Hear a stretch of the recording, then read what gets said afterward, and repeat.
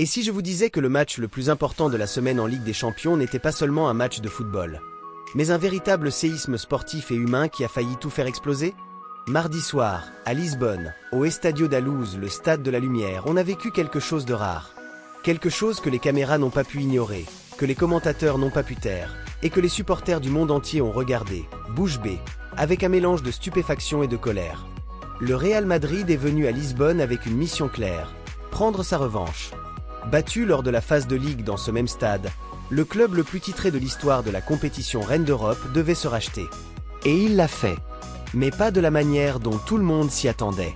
Parce que ce soir-là, avant que le football ne reprenne ses droits, c'est la dignité d'un homme qui s'est retrouvé au centre du terrain. Rappelons les faits pour ceux qui auraient besoin de remettre les choses dans leur contexte. En phase de Ligue de cette édition réformée de la Ligue des Champions, le Real Madrid, pourtant favori absolu du groupe, avait glissé sur le parquet lisboète. Une défaite à l'aller face au Benfica qui avait surpris tout le monde et qui avait forcé les Merengues à passer par les barrages. Pas catastrophique pour une équipe habituée à toutes les situations, mais humiliant sur le papier pour le club de Florentino Pérez. Ce mardi, donc, retour à Lisbonne pour le match aller de ce barrage. L'enjeu est simple. Qui des deux clubs rejoindra les huitièmes de finale de la Champions League? D'un côté, le Benfica, enflammé par son public, porté par la ferveur de la Luz, est décidé à confirmer qu'il peut rivaliser avec les plus grands. De l'autre, un Real Madrid qui n'a qu'une seule envie, tourner la page de cet échec et retrouver sa place naturelle dans ce tournoi, les phases finales. Carlo Ancelotti aligne une équipe sérieuse. Courtois dans les buts, une défense solide, et surtout, une attaque emmenée par ses trois mousquetaires, Bellingham, Mbappé, et bien sûr, Vinicius Junior.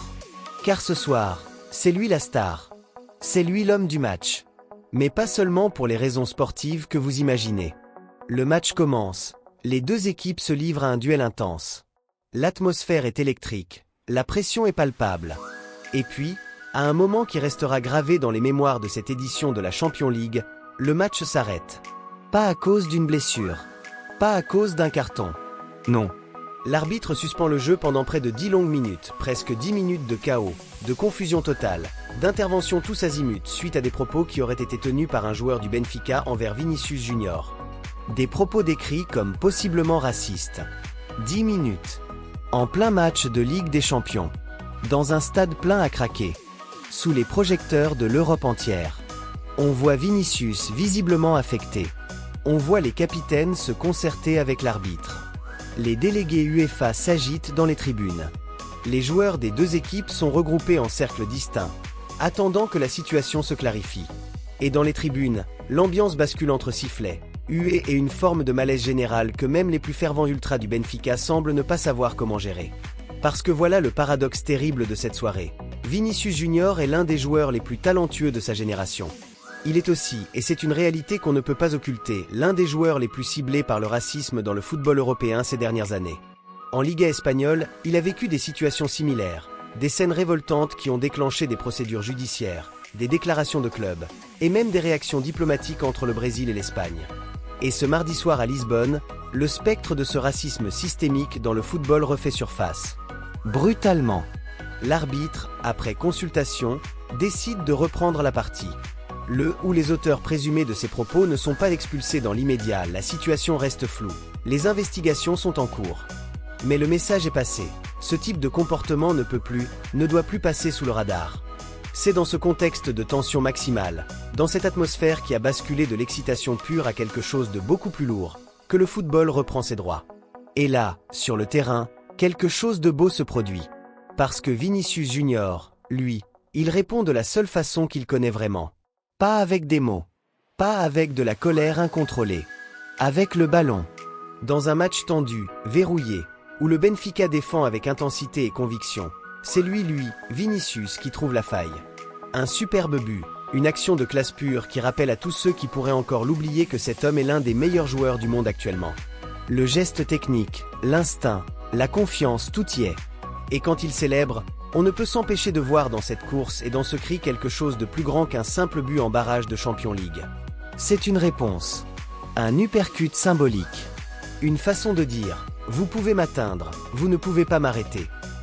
0-1 pour le Real Madrid. Résultat final. Un but. Une seule réalisation. Mais quelle réalisation! Le Real Madrid rentre à Madrid avec un avantage précieux. Le but à l'extérieur, même si cette règle a été abolie, la victoire reste une victoire. Un but d'avance avant le match retour au Santiago Bernabéu. Un pied dans les huitièmes. Pas encore qualifié, mais en bonne position. Tactiquement, le Real Madrid a livré une prestation solide. On n'a pas vu l'équipe flamboyante des grandes nuits européennes, mais on a vu une équipe disciplinée, organisée, qui a su résister à la pression du Benfica et capitaliser sur sa seule opportunité franche. Le Benfica, de son côté, n'a pas démérité. L'équipe portugaise a montré de la résilience, de la combativité, et ce n'est pas pour rien qu'elle a réussi à éliminer le Real Madrid lors de la phase de Ligue quelques semaines plus tôt. Mais ce soir, dans les grandes décisions, dans les moments qui comptent vraiment, c'est la classe madrilène qui a fait la différence. Et maintenant, le match retour aura lieu mercredi prochain au Santiago Bernabéu. Et il s'annonce explosif. Pour plusieurs raisons.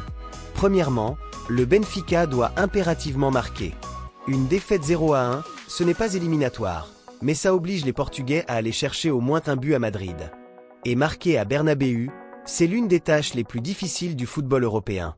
Deuxièmement, l'ambiance s'annonce particulièrement électrique compte tenu des événements de cette nuit.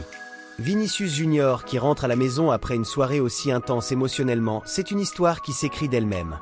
Troisièmement, il y aura forcément des regards attentifs sur la question de l'incident raciste.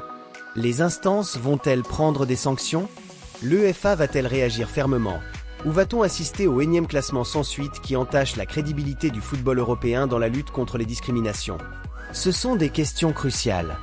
Et la façon dont elles seront traitées dira beaucoup sur l'état du football que l'on veut construire. Cette soirée à Lisbonne, c'est bien plus qu'un simple résultat de barrage. C'est un miroir tendu devant le football européen. Un rappel brutal que derrière les millions d'euros, les projecteurs et les hymnes glorieux, il reste des hommes. Des hommes qui peuvent être blessés, insultés, rabaissés à cause de ce qu'ils sont et non de ce qu'ils font. Vinicius Junior, lui, a répondu comme un grand. Et ce n'est pas anodin.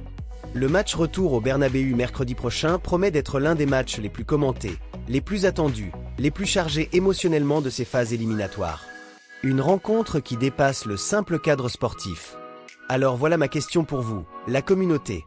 Pensez-vous que le Real Madrid va finir le travail à domicile? Croyez-vous que le Benfica est capable de renverser la situation à Madrid?